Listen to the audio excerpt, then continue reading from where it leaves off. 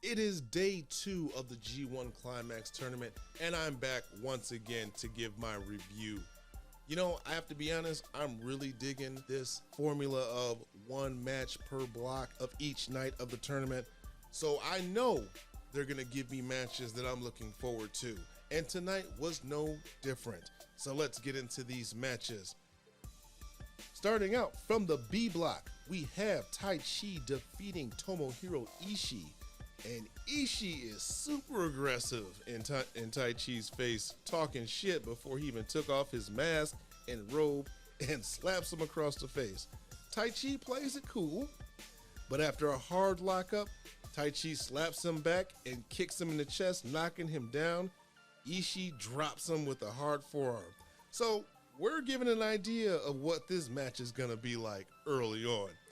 Ishii calls Taichi by his shoot name, making this match seem more personal between the two.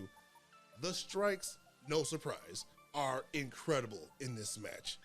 Taichi early snatches off his pants and throws them right at Ishii, who responded by giving him those forearm chops to the throat. Man, I wince every time I see them. Ishii keeps rubbing his left hand throughout the match as if he's making sure there's still feeling in it. He could potentially be in bad shape, like shoot in bad shape, although he still works as if he's fine. At some point in the match, Kevin Kelly is like, I think Ishii's lip is busted.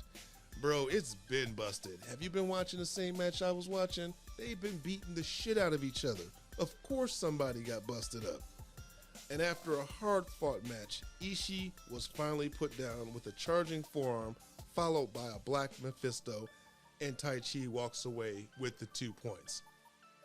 Walks away with Miho Abe too, with her fine ass. But that's another story for another day. The next match we have from the A block.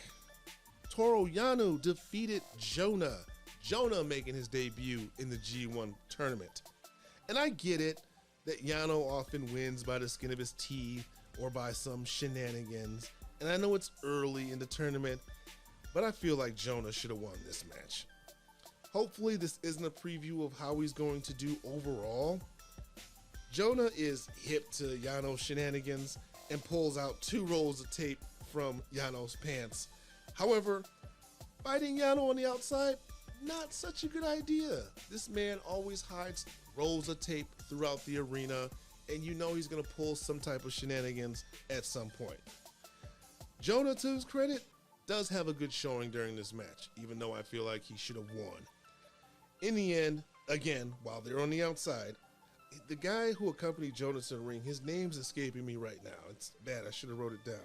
But anyway, Yano throws this guy into Jonah and then gives them both a low blow. All the while they're on the outside, the ref is counting. So after he gives him the low blow, ref is already at 14. So Jonah obviously does not make it back to the ring in time. Toroiano walks away with 2 points. Steals 2 points is more like it. Up next from the C block, we have Mustafa's favorite wrestler, Zack Sabre Jr., defeating Kenta. And there is a storied history between these two. Kevin Kelly kind of briefly spoke about it. They're immediately in each other's face. They start the match out with some strikes just to see who's going to blink first. Zack Sabre Jr., when he is baiting somebody into a striking match, you know he's just looking for the opportunity to grab hold of one of the limbs and go to work. And he finally gets his opening that he's looking for and goes after Kenta's leg. But he doesn't stop there. Zack Sabre Jr. is a mat technician and also goes after his arm. Kenta, known for his striking game, keeps Zack from totally eating him up. And Kenta's pimp hand is strong as he's slapping the shit out of Zack Sabre Jr. like he owes him money. I thought this match was over when Zack ate a vicious knee from Kenta. I mean, he ran straight into it, just boop. I thought it was over, but it wasn't to my surprise. Kenta, he ruined it for himself. He made the mistake of picking up Zack Sabre Jr. not once, but twice, when he know damn well he could have gotten a 3 count. So like I said, that ended up biting him in the ass because Zack Sabre Jr. trapped his leg and arm in a unique-looking submission hold. I honestly think Zack Sabre Jr. just makes this shit up on the fly, forcing Kenta to tap out. So Zack Sabre Jr. walks away with 2 points, and Kenta has a big 0. And in our main event, we have from the D block, Juice Robinson defeating Shingo Takagi. Juice Robinson, man, I'm loving it. He comes out still carrying the U.S. title. Now, I mentioned yesterday that Will Ospreay is the current IWGP United States champion, only because Juice Robinson was not able to compete due to appendicitis, but he didn't return the belt. So although Will Ospreay defeated Sonata for the belt, Will Ospreay does not have ownership of said title, and Juice Robinson is just milking it, saying he's the true champion. But getting back into this matchup, Kevin Kelly is kind of spinning the narrative that Juice Robinson faked the appendicitis since he did swerve everyone about quitting the business. As we all know, he ended up coming back and joining the Bullet Club. He attacks Shingo before the bell to kick off this main event, immediately spilling to the outside. You know, I'm so proud of Juice Robinson. If you're not familiar with me, I am also an independent professional wrestler. And before Juice Robinson got signed into WWE, me and him used to ride up and down the road from Wisconsin to Minnesota for about a period of probably about a year and a half or so. So again, I'm really proud of his development. I'm really proud of the worker that he's become. And I think he's finally going to get the push that he deserves. Bold prediction. This is extremely bold. We all know the Bullet Club changes leadership every so many years. I think Jay White has been the leader probably the longest. It's about time somebody usurp him. That could be Juice Robinson. I'm just throwing that out there. So you heard it here first if it happens. This is a more vicious version of Juice Robinson.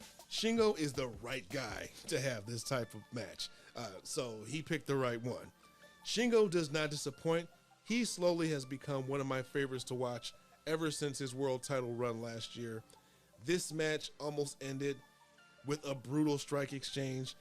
Juice gives him a left hand of God, followed by a poke friction, but only gets a 2 count. We get another series of hard strikes.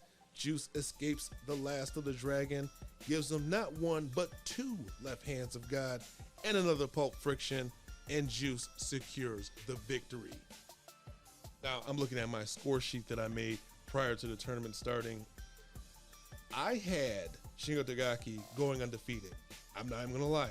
I thought he's going to go all 12 points, 6-0 in the tournament. So that automatically just blows my prediction out of the water, but it doesn't mean that Shingo will not still win his block. Although, who knows? If it's not Shingo, I mean, there's also Will Ospreay and Juice Robinson. Dark horse could be David Finlay, but let's be honest, it's probably one of the 3, Ospreay, Takagi, or Robinson. So at the end of the first 2 days, and I didn't mention it before, but the very first 2 days of the tournament were free. So if you are not subscribers of New Japan World, and no, they're not paying me to say this, but go back, watch these 2 first nights of the tournament, and hell, subscribe to New Japan World. It is worth it. This is the best presentation of pro wrestling on the planet.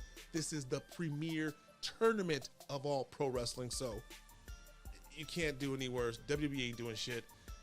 Anyway, I'm not going to get into that. You want to talk about other wrestling promotions? Check out the Saturday Night SlamCasters podcast, link in the description. So let's get into these points as of the first 2 days. In the A block, with 2 points, we have Okada and Toroiano. In the B block, Taichi and Jay White both have 2 points. In the C block, Zack Sabre Jr. and Aaron Hanare each have 2 points. And in the D block, Will Ospreay and Juice Robinson also with 2 points. Thank you for tuning in. I invite you to keep listening to all of my reviews. I'm going to cover every single day of the tournament. Return to my channel, hit the subscribe button. Links are in the description if you want to follow me on social media or check out the Saturday Night SlamCasters podcast I am one of 3 hosts of. Until next time, come get slammed.